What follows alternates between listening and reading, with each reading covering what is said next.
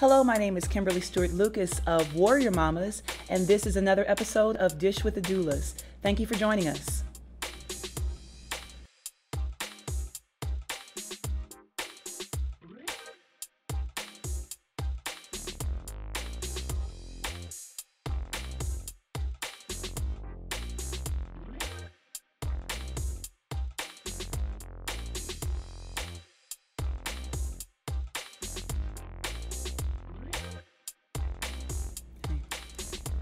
Welcome to Dish with the Doulas, where we talk to doulas and midwives and people that are part of the birth community.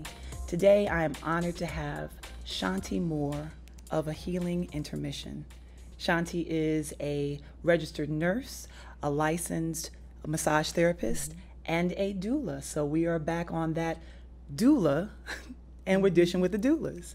So welcome. Thank you. Thank you for being here. Thank you for having me. There's a theme that's kind of going on with some of my guests where I haven't seen them in so long. And so we have moments where we have to catch up. Shanti and I,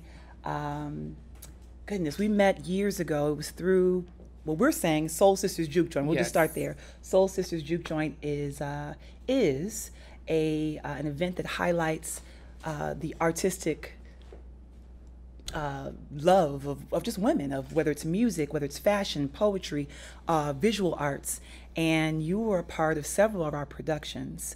And that's how I got to know you, was through performing arts. But I knew that through your art and through your music, there was something healing about it. This is before I knew that you were a registered nurse, and before I knew that you were a massage therapist and became, I've come to you for massage therapy. And before I knew that you were a doula, I still felt the healing in what you gave to people. And so when I learned a little bit more as the years went on, wait a minute, okay, she's got these letters at the end of her name, and she is in the field of healthcare. And so these years, however many years later, it just came together where we have been connected in some sorts on social media, but it's like, okay, she is a doula. I need her here because I've always just, like I said, really connected with your healing and what you do. So please tell us your story. I mean, you are a healer, but it's not something that just came from anywhere. Like, you come from a family of healers, right? Yes. So both of my parents were metaphysical ministers. And my mom was a nurse as well. Okay. And my dad, he initiated me into Reiki. Like, that's the healing work that he did, but he started out being an astrologer amongst other things. But anyway, so I do have that foundation, and I joke with myself sometimes about the fact that I feel like I made an agreement before I got here about what I would do, and I kind of forgot. I said I would do what I wanted to do because I've always been an artist. My first love was acting, actually, prior to music, and I discovered that at age 10. Wow. This was the same time that I was discovering that I did not want to be a nurse. I remember somebody asking me at 10, like, are you going to be a nurse like your mom when you grow up? And if I could have respectfully said, no. Because of just what you kind of came up and you saw that maybe it wasn't something that you were interested in doing? Or it was nursing is very hard work. You know what I'm saying? And I just saw the wear and tear that my mom went through doing it. And I've always been a creative. However, that's a big part of that story. Like, I forgot that I said I was going to do this. Exactly. But then everything in the world probably led you and pushed you to that agreement that you made. Yeah, it was very, very interesting. A lot of serendipity. But the long and short of it, because I was really serious about this acting thing. I had been in a performing arts program in high school and all of that, and I thought I was going to Northwestern to major in theater. Like, I had a whole plan in my head. And then life showed up. Life showed up. Now, this is the interesting twist. Even though it might not sound relevant. So when I was 15, I got baptized as a Seventh-day Adventist. This was my own personal choice. Okay. And I almost kind of feel like God was saying, okay, so you want to live on purpose. And I actually stopped acting at that time because a lot of the shows were on the Sabbath. Secular, okay. Oh, on the Sabbath, okay. And you weren't, that's the day of worship. Exactly. Wow. And so my last year in high school, I ended up transferring to an Adventist academy. Okay. I stopped acting. I ended up going to an Adventist college, and they didn't have a theater program. And I didn't know what I was going to major in. And my mom was like, well, why don't you become a nurse? You always have a job. You always be able to make money. You'll be able to travel. Right. All the things they tell you. And so I'm like, okay, well, you know, I might as well. And kicking and screaming, I went. And when I was in nursing school, the only 2 clinical rotations that I had any interest in were mental health and labor and delivery. And so it's interesting. I hear it's going now. So I ended up becoming a mental health nurse when I finished school. And it was really like that was the first job I got was at a mental institution. And so I worked in mental health for about 13 years. And how that ties into the doula work. So the first birth that I ever attended was for a friend. This is like 20 plus years ago. And it was one of those situations where, you know, it's a bunch of us girlfriends. The one who was pregnant was not really in the greatest relationship with the baby's father. So when it came time for her to give birth, it was like, you know, we come together. Right, this is what we do. Exactly. And so they teased me for years because, like, I was that one, like, I stayed by her side the whole time until I saw the baby's head crowning. And I started to feel woozy. And I remember thinking, like, if I pass out, I'm going to take the attention away from her. So let me She's like, it's me, I'm having the baby. Right. So they still, like, tease me about that to this day. But that was my first experience. And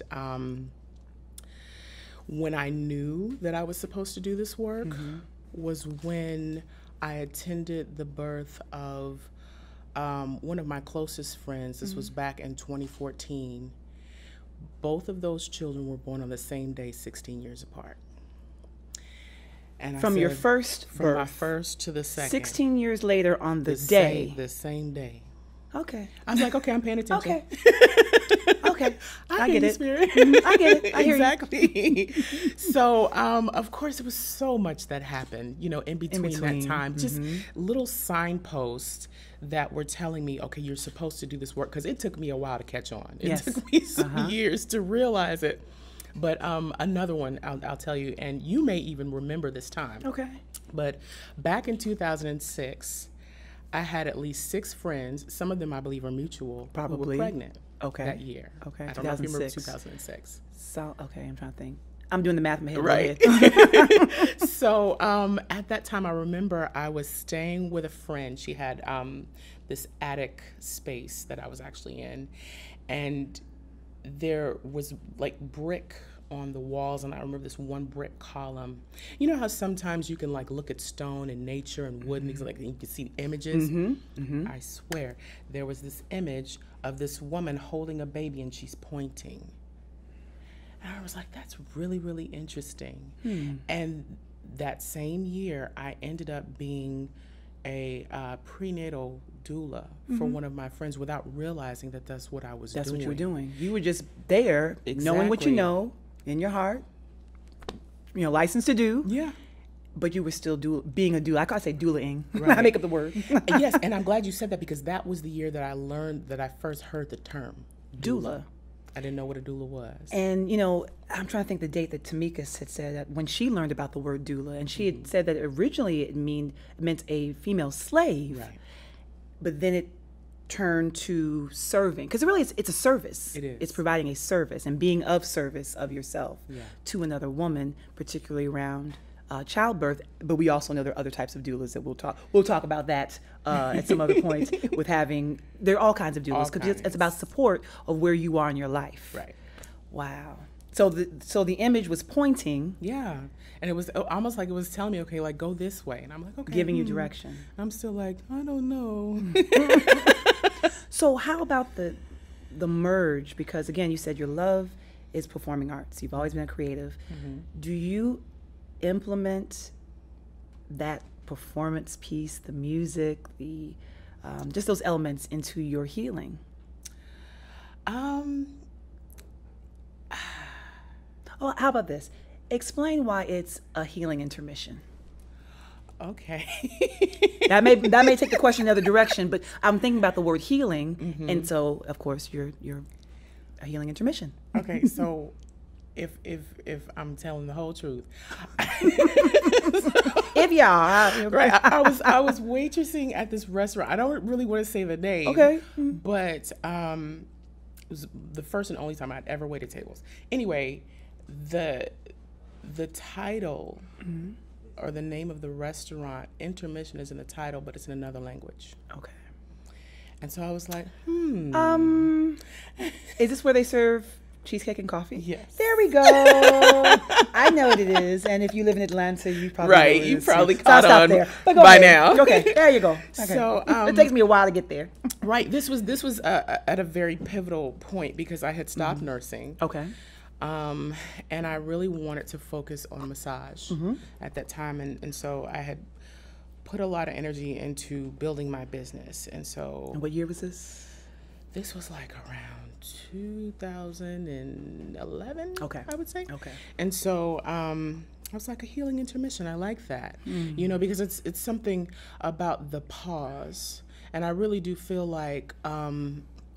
it's kind of synonymous with what happens when someone is receiving healing work. And I know you've probably experienced this being on the massage table, but when you kind of go into that place where you're not all the way asleep and you're not all the way awake, but you're in that in-between place, and that intermission, that pause is where the healing happens. So that's where that came from. Okay, so again, it's going to sound like I'm plugging this movie, and they did not pay me to say these things, but Fast Color. There's something about that, and maybe I'm making this connection, in that place where the healing happens. Sometimes it's the place that you are not really trying to be in, right? The thought, whether it's trauma, whether it's a memory or a place or conversation that you're avoiding, it's the very place you have to go to get your healing, because then it doesn't own you, it doesn't control you. Right. If you can really peel back those layers, that's what I just thought about as far as that healing, where healing takes place. Yeah. And sometimes it's in the most uncomfortable place, or it's in a place where you're not feeling as, it's a very vulnerable place. Yeah. But you have to go there to really peel back those layers for the healing. Yeah. The one thing you may run from is the very place you need to go to sometimes to really get a full understanding of everything that's happened, why you were led to it, why you went through it, and what do you get from it coming out. Yeah. So, ooh, that's powerful. That's powerful. And I know, we talked about, it's 6 years ago when the last time I received massage therapy from you, which again, like I said, you've always been synonymous with healing to me. And also I think about sound and vibration when I think of you and just your tone and your voice and the music that you produce. Do you provide something for your moms when it comes to using that as an element of healing, or just even in labor or delivery? Or have you ever sung to, this is what I really want to know, have you ever sung to a mom that's in labor? You know what, I have not, but I have been asked. There was actually a mom who asked me to sing during labor. And I don't know, it's kind of weird. Like, it just never really happened that way. And I think it's because, that birth space is so spontaneous and so unpredictable. You just don't ever know how it's going to go. Exactly. And for me, when I'm in that space and when I'm working, I'm just trying to stay present with what's actually happening in the moment. Right there. What's the most appropriate thing for me to do? Like, I like something that...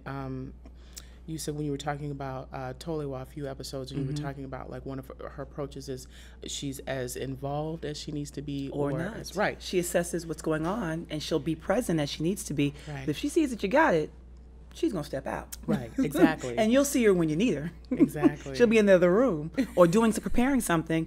But, yeah, I remember for Sophia's birth, I didn't even see her feet. I saw her hands just put the mat down. So I can get on top to deliver, and then she stepped out the room. Yeah. So being present. So what are you doing now? What projects are you doing now, or what's on the horizon? Oh, goodness. Or where you want to go? Well, actually, if I can talk about what I've just completed, because I've let's actually do that. done a few things. Let's do that. So it was a long time coming, because I kicked and fought and screamed about this within myself for a while, but I finally completed my RN to BSN. So I got my Bachelor's of Science in Nursing back in what was it, March. Okay, excellent. Yes, so I just finished that. Thank you.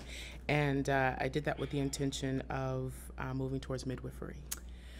So yes, that's part of the path that I'm on right now. And I also just completed my 3rd EP called Such Is Life. Such Is Life. Is that the one that you play on new moons or full moons? Yeah, the one that I've been posting on the new moons, exactly. On the new moons. Yes, on all the new moons, yes. Let me see what else. I am so grateful to be participating in the Atlanta Doula Collective. Talk about that. So the Atlanta Doula Collective, it's a collective that was started by birth mama Sakisa Berry. Okay. And it was really designed to provide labor support to women who necessarily couldn't afford it, and also doula experience to women who want to get their feet wet. Okay. Maybe they had gone through a certification course and just had never had any clients, or things like that. So kind of pull them into the fold. Exactly. Okay. And so I had been interested in taking a certification course for a minute and didn't really have the funds for it, and had met with Sakisa, and she was like, you should join this on-call doula collective, where monthly we would put our names on a calendar and just volunteer, and if a mom went into labor on that day, you would be the one that would show up. And we would, get dispatched and go and provide the support. And so it has turned into such a beautiful collective of women.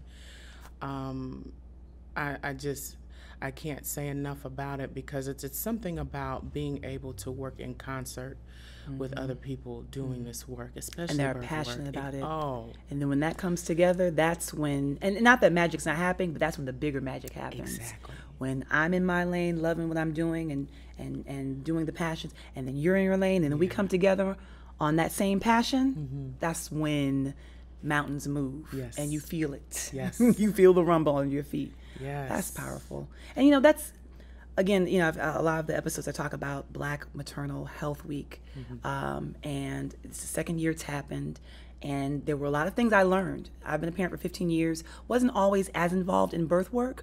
As I've gotten older and just time has passed on, I've just learned about certain things going on, But something happened during that time where a lot of collectives came together, Sister Song and Black Mamas Matter Alliance. And I'm pretty sure the Doula Collective, they were part of it too. And then Spelman College did something for, they just recently had something, I think. It was Morehouse that put together something, bringing doulas and health practitioners together. Yes. The work has been going on, so this is nothing new. Right. I know that for some people, they've been in this for years, on the front line, fighting the fight for us and those to come. But there is something going on, a shift that's happening right now, where there are lots of collectives, and I will be contacting you all soon to be on future episodes of Dish with the Doulas, Season 2. But it's happening. And a lot of that's centered here in Atlanta. A lot of those organizations are headquartered here in Atlanta, which excites me, because it's like, oh, they're here, they're down the street. But even if they, there's the webinars that have been going on, it's just, you can feel it. Yeah. There's something tangible to it, with people coming together. Yeah. It's just really powerful. How can people get that EP? How can people get in touch with you if they're interested in your doula services? Okay. So there are several ways. My website is ahiwelltouch.com. You can also find me. I probably spend the most time on Instagram. So on Instagram, it's at Love Shanti Om. Love Shanti Om. So love, Love, Shantiom. And I think, I post most of my music and doula work on the IG page. But you can also follow me on my Healing Intermission page on Facebook, and also the Doula's Doula. The Doula's Doula on Facebook as well. That's a new one. I've just kind of developed. Do you mind sharing? Because to me, I think I have an understanding of the doula being doula, because I always think about as massage therapists, it's like massage therapists need therapy, right? Because you're always working in this energy centered place. Who's working on you? So is it similar to that where well, where that came from was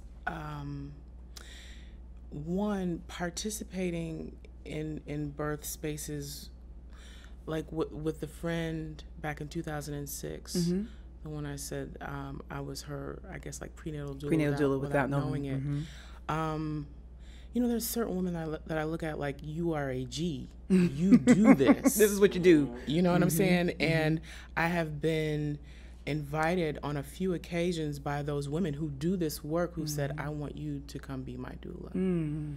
And I have felt so incredibly honored by that, you know. And so, yeah, that's where that came from. The doula's doula. That's powerful. So what are some final words that you can share about your philosophy, about healing, about what would you impart on the people that are watching, the women that are watching, the expected moms, those that want to conceive, those that are new moms, and those that have 3 children after 15 years, like me? What would you say? Just of all those things, what are some final words you could share with us? Let me see. I think something that could kind of cover all of those areas is just learning the art of surrender. You just, my whole body just and it really is an art. It is, you know, and it's so necessary. You just said a word. Whether you are surrendering so that you can, you know, give birth to this being that's coming, or whether or not you're surrendering to that place that you just talked about, where sometimes you don't want to be in that space, but this is where the healing is. So I have to surrender. I'm here. The reason why I did that, that was the theme of Sophia, our 3rd child, was surrendering to birth. That's where where I learned to really, really trust birth. I talk about trust your body, trust your baby, trust birth. We didn't know the sex of the baby. Something mentally for me, that was a surrender on that, because I just figured I needed to know so I can name the baby and I can have the right colors and surrender. Do you really need to know? Everything's fine. What is it for you to know? That was just for us. No judgment on those that find out. But there was a surrender with that. Then the estimated due date. And I always do this because it's an estimate for a reason. There is a divine time and a divine clock that's going on that it doesn't work on our clock and doesn't work on our calendar. And so I forgot the original due date for Sophia, but it was, I think some time had passed for her. We went beyond her due date. And even surrendering in that, and even I think maybe it was a week, but there was a lot of surrendering going on because you know, you're antsy and you're ready and you're ready to see this baby, but then you're also feeling a certain kind of way. You may be a little tired and ready to move on to the next phase, but it's like, wait a minute, things are happening for a reason. Surrender to it. Trust the process. Trust that your baby knows when it's time for he or she to come out. And when she was born, I said this before, she came out clean as a whistle. That picture, I just totally why I didn't have to clean anything off her. She didn't have to suck anything out of her ears or mouth or nose. She was just like, I'm here. I'm ready. I'm ready. Right. And we called her baby Love throughout the pregnancy, and she became Sophia. But that, in my birth story, I said that was where all the ideas I had about what I thought I knew about birth and what I thought I knew about, I had to surrender and just trust the divine process, the divine way that my body works, trusting what I know, but then also trusting that everything around me is going to work for our good. Yes. You know, not knowing who's going to show up and not knowing, I was at home. So it was going to happen regardless if so-and-so showed up or not. Right. Surrendering to the process. Yeah, because when you do that, that's when you give the divine space to do what it does. Step out the way. Right. If you trust and have faith, there's not a place for the worry and the doubt because you have the faith that it will work the way it's supposed to work and they'll be good in all of it. Exactly. And when you do that, that's when you see the real magic happen. When you let go, okay, what you getting ready to do, Spirit? And then Spirit shows up. Let me show you. Let me show you. Exactly. So thank you so much for being here. It has been an honor, like I said, to have you here.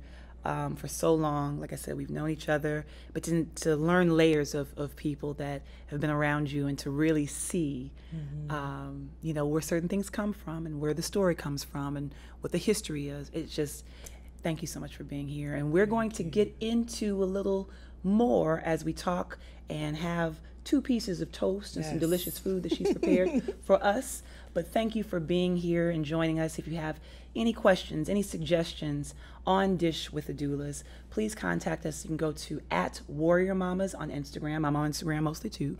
But I'm on Facebook too, because that's where we premiere the show on Thursdays at 7. That may change, but right now it's Thursdays at 7. Facebook.com/WarriorMamas. And that's MAMMAS, like Mamma Mia. And you can connect through all things on Instagram and Facebook. And then YouTube is where we go. That's where everything is. Right. That's where the episodes, and that's where the after shows, and even my coffee with Dan at Cinamaker Studio, which is where we are, is there too. So thank you for joining us, and come back for another episode of Dish with the Doulas.